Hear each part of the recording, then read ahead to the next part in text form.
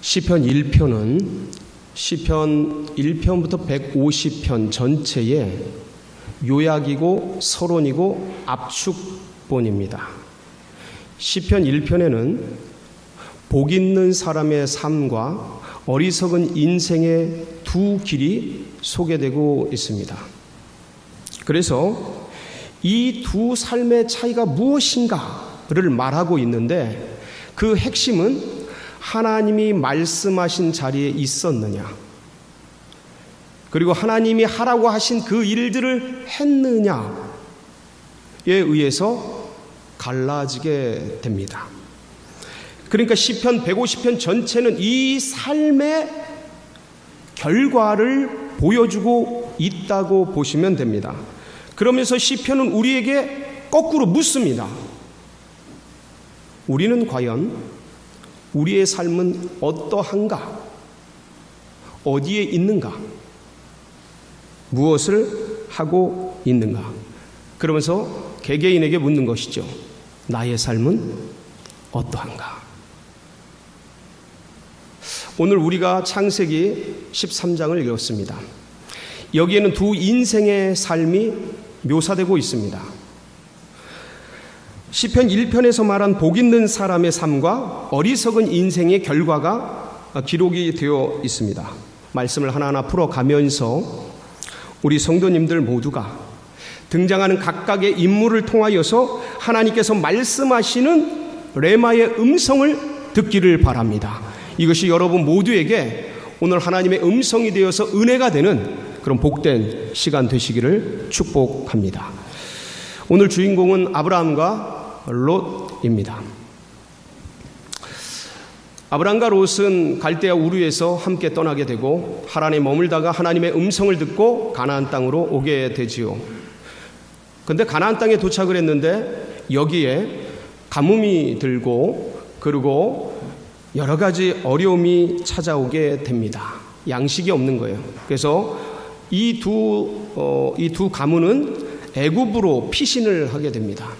애굽으로 피신을 하면서 거기서 아브라함의 부인이었던 사라에게 이렇게 얘기를 합니다. 내려가면 이 애굽 사람들이 우리를 죽일지 모르니까 당신을 부인이라고 하지 않고 누이라고 합시다. 그러니까 이러한 우여곡절 끝에 애굽에 내려갔는데 놀랍게도 바로 왕에게, 하나님의 역사를 통해 바로 왕에게 이 아브라함 가문 가운데 큰 재물을 내려주게 됩니다. 사라 덕분에 그런 은혜를 입게 됩니다. 그러니까 참 어려움과 힘든 일들이었는데 그걸 화를 변해서 하나님이 복으로 만들어 주셔서 애굽에서 올라올 때는, 가나안에 올라올 때는 큰 부자가 됩니다. 그래서 아브라함도 부유하게 되고 그리고 롯도 부유하게 됩니다. 그것을 창세기 13장 2절에는 이렇게 묘사하고 있습니다. 한번 말씀을 잠깐 보실까요? 시작.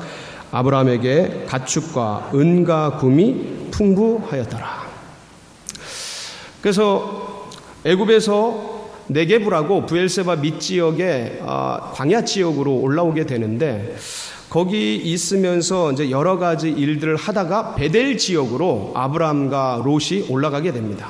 근데 베델 지역에서 목축업을 하는데 양을 기르고 염소를 기르는데 아브라함의 목자와 롯의 목자들이 서로 짐승들이 많아져서 이 목초지를 두고 자꾸 다투는 일이 발생하게 됩니다. 별로 없을 때는, 재산이 없을 때는 아무런 문제가 되지 않던 게 재산이 많이 생기고 소유들이 많이 생기니까 이게 서로 목자들이 밭을 두고 풀밭을 두고 물을 두고 이렇게 다투는 일이 빈번하다 보니까 이 소식을 아브라함이 듣게 됩니다. 그래서 롯을 불러서 이렇게 대책을 협의하게 되죠. 그러면서 이런저런 의논을 하다가 결론이 뭐였냐면 현재 우리가 가지고 있는 짐승들이 지금 있는 풀이나 이런 양식에 비해 너무 많으니, 한마디로 말하면 풀이 작으니까, 협소하니까 우리 서로 분가하자. 그러면서 아브라함은 롯아, 네가 좌하면 내가 우하고 네가 우하면 내가 좌하겠다. 그러면서 좋은 땅 선택권을, 우선 선택권을 롯에게, 조카 롯에게 주게 됩니다. 여러분, 이게 어떤 삶의 이해관계가 얽히면 이렇게 양보하기가 쉽지가 않습니다. 이게 이제 내 일이 되고 이해관계가 얽히면 참 쉽지 않은 일인데, 근데 아브라함의 이 참 포용력과 배포를 볼 수 있는 멋진 장면 중에 하나이지요. 자, 그래서 이제 우선 선택권을 롯에게 양보를 했습니다. 그럼 조카이고 삼촌 아닙니까? 어르신이잖아요. 아버지 뻘이잖아요. 레벨이. 그렇다면은 롯 입장에서는 무슨 삼촌 무슨 말씀입니까? 이 목자들이 이렇게 다투고 이렇게 된 거 참 너무 송구하고 죄송했는데 제가 먼저 선택할 것이 아니고 이제 이렇게 분가하는 마당에 삼촌께서 먼저 좋은 곳을 택해서 가시고 그러면 제가 그 뒤에 따라가도록 다른 곳으로 이렇게 선택해 가도록 하겠습니다 하고 말하고 행동하는 것이 상식적이고 예의적이고 기본적인 태도 같은데 롯은 그렇게 하지 않았습니다. 아브라함이 좋은 곳을 택해 가라라고 말할 때에 롯은 마치 기다렸다는 듯이 눈을 들어서, 오늘 이제 본문 말씀에 보면 창세기 13장 10절인데 한번 롯의 모습을 읽어보도록 하겠습니다. 시작. 이에 롯이 눈을 들어 요단 지역을 바라본즉 소알까지 온 땅에 물이 넉넉하니 여호와께서 소돔과 고모라를 멸하시기 전이었으므로 여호와의 동산 같고 애굽 땅과 같았다. 그러니까 눈을 들어 바로 이 베델이 이 해발이 한 800m 되는 지점이거든요. 쫙 내려다 보니까 저 요단 지역에 아주 풀들이 쫙 펼쳐져 있고 마치 너무너무 목축하기 좋은 지역이 있는 거예요. 소돔과 고모라 도시 문명도 있고 그 지역에 초원도 있고 물도 있고 목축업을 하기에 최고 좋은 지역이 보이는 거예요. 그래서 그 지역을 선뜻 선택해서 떠나가게 됩니다. 아이고 참, 삼촌에게 형님 먼저 아우 먼저 이렇게 멋진 장면이 나왔어야 되는데 마치 기다렸다는 듯이 선택해서 떠나버리는 모습이 어떤 면에서는 좀 안타깝고 좀 아쉬운 점이 많이 남는 지점입니다. 그런데 오늘 본문의 말씀 10절을 보면 롯은 아브라함의 말이 떨어지기 전에 베델을 떠나서 눈에 보기에 좋았던 요단 들녘, 한마디로 말하면 성경에서 어떻게 묘사하고 있냐면 여호와의 동산 같고 애굽의 지역과 같은, 눈에 보이는, 아름다워 보이는, 너무 좋아 보이는, 풍성하고 도시 기반이 잘 되어 있는 그곳을 향해서 주저없이 선택해서 떠나갔습니다. 자, 이후에 롯의 삶은 어땠을까요? 이게 중요합니다. 아마도 여러분이 다들 잘 아실 겁니다. 롯이 어떻게 그 최후의 결말들이 있었는지. 순간의 선택이 10년을 좌우하는데 롯의 이 선택은 그의 운명과 인생을 결정하고 바꿔버리게 되었습니다. 겉으로 보기에는 에덴 동산 같고 애굽 땅과 같고 아름다웠던 요단 지역이었지만 오늘 13절에 성경은 뭐라고 평가하고 있습니까? 우리 13장 13절을 한번 보도록 하겠습니다. 시작. 소돔 사람은 여호와 앞에 악하며 그러니까 겉에 보기엔 화려하고 눈에 보기에는 너무나 멋지고 마치 그 나일강이 흐르면서 삼각주를 이루어서 가뭄과 그 어려움 속에서도 풍성한 열매를 맺는 그 애굽 땅과 같이 보이고, 그리고 여호와의 동산 에덴 동산과 같이 보였던 그 소돔과 고모라 요단 지역. 근데 이 요단 지역의 이면에는 속은 하나님 앞에 죄인되고 부패하고 타락하여 큰 죄인으로서 살아가던 그런 지역이었다라는 것이지요. 결국 그렇게 아름다워 보였던, 눈에 보이기 좋았던 그곳을 향해 나아갔던 롯은 이 소돔과 고모라 삶 속에서 무너지게 됩니다. 어떻게 무너지게 됩니까? 베드로후서 2장 6절로 8절 말씀을 보면 베드로가 이렇게 묘사를 합니다. 함께 보실까요? 시작. 소돔과 고모라 성을 멸망하기로 정하여 제가 되게 하사 후세에 경건하지 아니할 자들에게 본을 삼으셨으며 무법한 자들의 음란한 행실로 말미암아 고통당하는 의로운 롯을 건지셨으니 이는 이 의인이 그들 중에 거하여 날마다 저 불법한 행실을 보고 들으므로 그 의로운 심령이 상함이라. 그 의로운 심령이 상함이라. 부패했다라는 뜻이에요. 그러니까 믿음의 백성으로서 그러한 도시에 들어가서 그러한 지역에 들어가서 선한 영향력을 끼치는 삶을 살았던 것이 아니라 세속적이고 세상적인 삶의 영향을 받음으로 믿음의 삶에 금이 가고 신앙의 생활에 어려움이 찾아오고 마음이 부패하여지고 상하여졌다라는 것이에요. 다른 말로 하면 예배의 삶에 흐려지고 기도의 자리를 떠나고 말씀을 향한 눈이 세상을 향해 갔다라는 것이죠. 쾌락적이고 향락적이고 세상 문명에 자극되어서 영성이 부패하고 일상은 무너지고 결국 부끄러운 삶으로 생이 변해버렸다라는 뜻입니다. 베드로의 평에 의하면 이 롯은 의인이었습니다. 그런데 이 의로운 롯의 심령이 상해버린 거죠. 여러분, 오늘날 이 구약의 의롭다는 표현이 무엇입니까? 믿음의 사람이었다라는 것이에요. 구원받은 인생이었다라는 거예요. 하나님의 사람이란 뜻입니다. 분명합니다.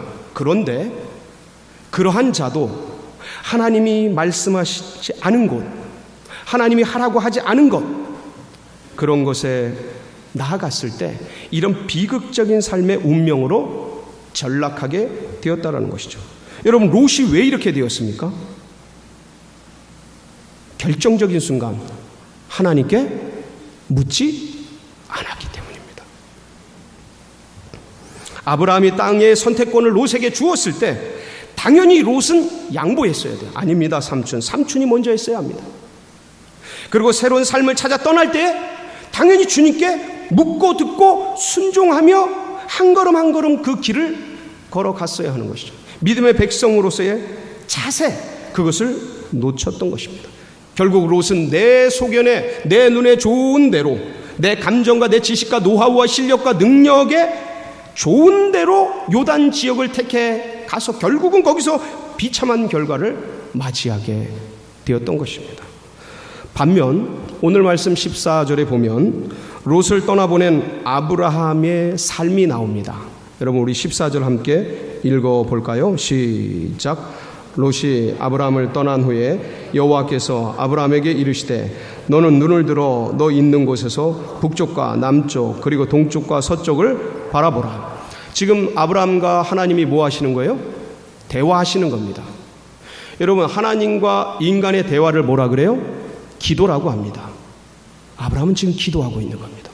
하나님, 어떡할까요? 하나님, 롯이 떠났습니다. 저는 어디로 갈까요? 그때 주님이 말씀하신 거죠. 동쪽과 남쪽, 북쪽과 서쪽 바라봐라. 네가 바라보는 그 땅을 내가 너와 네 후손에게 다 주리라. 그리고 이런 약속을 하신 하나님께서는 아브라함을 어디로 인도하셨습니까? 오늘 18절에 보면 한번 18절 보겠습니다. 시작. 이에 아브라함이 장막을 옮겨 헤브론에 있는 마므레 상수리 숲풀에 이르러 거주하며 거기서 여호와를 위하여 제단을 쌓았다. 어디로 인도하셨어요? 헤브론으로 인도하셨습니다. 여러분, 롯이 선택한 요단 지역은 정말 괜찮은 지역입니다. 눈에 보기에, 사람이 보기에는 해변 지역이었고 요단강 주위에 있었고 그렇기 때문에 물이 많고 저지대의 초원지대이기 때문에 아주 풀들도 많았습니다. 상당히 목축업을 하기에는 괜찮은 지역이었죠. 그러나 지금 하나님이 아브라함을 인도하신 이 헤브론은 정반대였습니다. 헤브론이 해발 900m가 넘습니다. 여러분, 우리 이 서울에서 제일 높은 산 중에 하나인 저 북한산이 몇 미터인지 아세요? 북한산이 100군데가 838m입니다. 이 100군데, 저 북한산 꼭대기보다 100여 미터 높은 데가 바로 이 헤브론입니다. 엄청나게 높은 곳이에요. 그러니까 그 거친 산지, 높은 산지에 거기서 사람이 무엇을 할 수 있겠습니까? 여러분, 저 북한산 꼭대기에서 무엇을 할 수 있겠습니까? 그거보다 100m 더 높은 거기서 과연 무엇을 할 수 있었겠습니까? 그 거친 산지, 그리고 그곳에는 이미 여호수아서를 보면 이미 안악자손이라는 거인 족속이 자리를 잡고 있었습니다. 한번 볼까요? 여호수아서 14장 12절 15절에 보면 갈렙의 고백 속에서 이 산지가 얼마나 위험한 산지인지가 나오는데, 시작. 그날에 여호와께서 말씀하신 이 산지를 지금 내게 주소서. 당신도 그날에 들으셨거니와 그곳에는 아낙 사람이 있고 그 성읍들은 크고 견고할지라도 여호와께서 나와 함께 하시면 내가 여호와께서 말씀하신 대로 그들을 쫓아내리이다 하니, 헤브론의 옛 이름은 기럇 아르바라. 아르바는 아낙 사람 가운데서 가장 큰 사람이었더라. 그리고 그 땅에 전쟁이 그쳤더라. 헤브론, 여기가 기럇 아르바라는 곳인데, 여긴 이미 아낙 자손이 점령하고 있었고 그들은 거인 족속이었던 거예요. 요새와 산성을 아주 두텁게 쌓아놨던 강력한, 이미 점유하고 있었던 사람들이었던 것이죠. 뿐만 아니라 거기에는 헷 족속이라는 히타이트 족속, 세계 문명사에 철기 문명을 제일 먼저 썼다라는 이 헷 족속이 그 지역을 이미 점유하고 있었습니다. 아브라함의 부인 사라가 죽었을 때에 이 헷 족속에게 아브라함이 매장지를 구하죠. 그게 창세기 23장 18절로 19절입니다. 같이 보겠습니다. 시작. 성문에 들어온 모든 헷 족속이 보는 데서 아브라함의 소유로 확정된지라. 그 후에 아브라함이 그 아내 사라를 가나안 땅 마므레 앞 막벨라 밭 굴에 장사하였더라. 마므레는 곧 헤브론이라. 이 헤브론 땅, 헷 족속 전체 모여서 헷 족속에게 땅을 구하는 겁니다. 고로 다시 한번 얘기하자면, 헤브론은 이미 이런 히타이트 족속, 철기 문명을 제일 먼저 썼던 헷 족속, 자존심이 얼마나 강한지, 여러분, 다윗의 30용사 중에 그 밧세바의 남편이었던 우리아가 헷 사람이었습니다. 정말 용맹하고 굽힐 줄 모르는 그런 용사 중에 용사들이었어요. 그러니까 이 헷 족속이 굉장히 강한 사람들이었습니다. 그리고 아낙 자손들이 엄청난 사람들이었습니다. 그러니까 이방인이 이미 점유하고 있는 헤브론 땅, 고산지대, 거칠고 거기 목축업을 한다는 게 별로 효과적이지 않은 그 땅, 인간이 보기에는 굉장히 거칠고 어려운 그 땅, 그런데 하나님이 그것으로 아브라함을 인도해 갔던 것이죠. 아브라함은 주님께서 있으라고 한 자리에, 그 자리에서 우직하게 버텨냅니다. 그리고 둘러보면 산밖에 보이지 않고 돌밖에 보이지 않는 그곳에서, 그 헤브론 땅에서 아브라함은 하나님이 마음 주셔서 했던 일이 있습니다. 그게 뭡니까? 사람을 키워내는 일이었습니다. 인재를 길러내는 일이었던 거예요. 그럼 창세기 14장 14절에 보면 북방 연합군 4개국 연합군이 내려와서 남방 5개국 연합군을 격파하고, 그때 롯과 그 가족과 주변에 있는 사람들을 끌고 포로로 끌고 갑니다. 그 전쟁에서 졌던 한 사람이 아브라함에게 찾아와서 롯도 끌려갔습니다 라는 얘기를 들었을 때, 아브라함이 집에서 길리웠던 318명의 용사를 데리고 단숨에 쫓아 올라가서 그 강력한 북방 4개국 연합군을 격파하고, 야전 전쟁을 벌여서 격파하고 포로로 데리고 돌아오게 되는데, 그 창세기 14장 14절에 보면 헤브론에서 아브라함이 했던 일이 기록되어 있습니다. 같이 보겠습니다. 시작. 아브라함이 그의 조카가 사로잡혔음을 듣고 집에서 길리고 훈련된 자 318명을 거느리고 당까지 쫓아가서, 집에서 뭐하고? 길리고 훈련된 자. 아브라함은 그 척박한 헤브론에서, 하나님이 인도한 그 땅에서, 앞이 보이지 않는 캄캄한 그 땅에서 사람들을 한 사람 한 사람 키워내고 양육하고 훈육하고 훈련하고 용사로 만들어 갔던 것입니다. 그래서 북방 4개국 연합군 강력해요. 네, 저쪽 북쪽이 셉니다. 근데 그 내려와가지고 남쪽 5개국 도시국가 연합군을 박살낼 정도로 강력했던 그 북방 4개국 연합군을 밤에 기습을 해서 다 박살내고, 그리고 포로로 끌려간 롯과 그리고 수많은 백성들을 끌고 내려올 정도로 강력했던 거예요.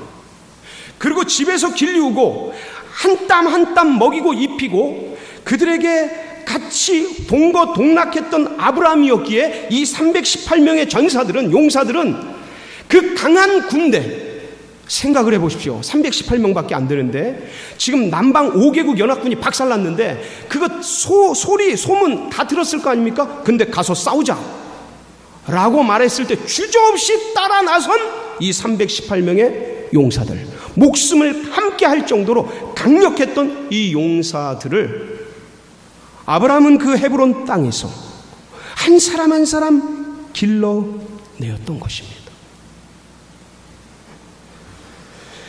그래서 전쟁에서 승리하고 다 찾아올 수 있었던 것이죠. 아브라함은 이로 말미암아 이후에 가나안 지역에서 굉장히 존경받는 지도자가 됩니다. 아까 창세기 23장 6절 거기 보면 한번 볼까요? 네, 사라 매장지를 구할 때 해족속이 말하는 건데 한번 읽어보겠습니다. 시작. 네, 주여 들으소서. 당신은 우리 가운데 있는 하나님이 세우신 지도자. 여기까지. 하나님이 세우신 지도자예요. 무슨 대가를 바라겠습니까? 사라의 매장지 그냥 가져가십시오. 그 존경받는 지도자가 된 거예요. 해족속에게, 이 강력한 사람들에게. 그리고 고대 중근동의 도시국가 왕들도 함부로 하지 못하는 위대한 반열로 서게 되었습니다. 창세기 14장 17절로 18절에 아브라함이 승리하고 돌아올 때 318명의 용사를 데리고 단까지 쫓아 올라가서 북방 4개국 연합군을 격파하고 포로를 다 데리고 돌아올 때 왕들이 맞이하는 장면이 나옵니다. 한번 읽어볼까요? 시작. 아브라함이 그돌라오멜과 그와 함께한 왕들을 쳐부수고 돌아올 때에 소돔 왕이 사워 골짜기 곧 왕의 골짜기로 나와 그를 영접하였고 살렘 왕 멜기세덱이 떡과 포도주를 가지고 나왔으니 그는 지극히 높으신 하나님의 제사장이었더라. 왕들이 나와서 뭐해요? 영접하고 축복해줘. 위대한 사람이 되었어요. 사랑하는 성도 여러분, 롯은요 자신의 눈에 보이는 대로 자기에게 유익한 대로 소돔과 고모라를 택해서 떠나 살게 되지 않습니까? 그러나 그곳에서 롯은 심령이 상하고 영성이 무너지고 기도의 삶이, 예배의 삶이, 하나님 말씀을 붙드는 삶이 다 깨어지고 뿐만 아니라 결국 이로 말미암아서 나중에 소돔과 고모라의 전쟁이 터지고 그럼 포로로 끌려가는 신세가 되어지고 나중에 다시 돌아와서 또 살게 되므로 결국 거기에 하나님의 불심판이 내려서 모든 재산 다 이루어지고, 그리고 나중에 이 심판 속에서 아브라함의 기도를 들으신 하나님이 결국 이 롯 가문을 끌어내는데 도망가면서 롯의 부인이 뒤를 돌아다 보므로 어떻게 됩니까? 소금기둥이 되어 죽어버리죠. 직사합니다. 그리고 롯이 피난 가가지고 산속에서 있을 때 두 딸과 같이 도망을 가게 되는데 결국 두 딸과 불륜 아닌 불륜을 저지름으로 말미암아 그 모압과 암몬이라는 이스라엘을 끝까지 대적하는 대적의 족속들을 낳게 되는 비극적인 삶을 살게 되지요. 그리고 롯은 그 다음에 성경 역사 속에 사라지게 됩니다. 없어져요.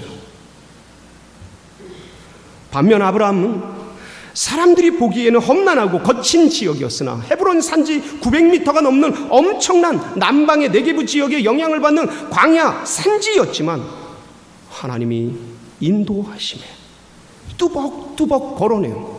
우직하게 살아내요. 거기서 318명의 전사들을 길러내요. 하나님의 영광을 드러내고 하나님 나라가 어떤지를 수많은 사람들에게 보여주며 당신은 하나님이 세우신 지도자이시니 라는 칭호를 들을 수 있는 훌륭한 모범적인 그런 삶을 살아내는 인물이 되었습니다. 결국 후에 믿음의 조상이 되지요. 사랑하는 성도 여러분, 두 인물의 삶을 우리가 살펴보았습니다. 모두 크리스찬입니다. 모두 믿음의 백성입니다.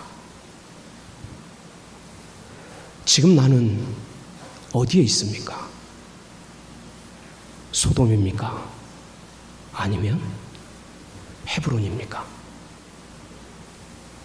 우리 모두가 하나님께 묻고 듣고 순종하며 주님께서 있으라고 한 그 자리, 거칠어도 힘들어도 그 자리를 사수하며 주님께서 하라고 하신 그 일들을 꾸준히 견디어내며 해내어서 아브라함에게 쏟아 부어주신 그 축복을 우리 모두가 누리시는 성도님들이 다 되시기를 축복합니다.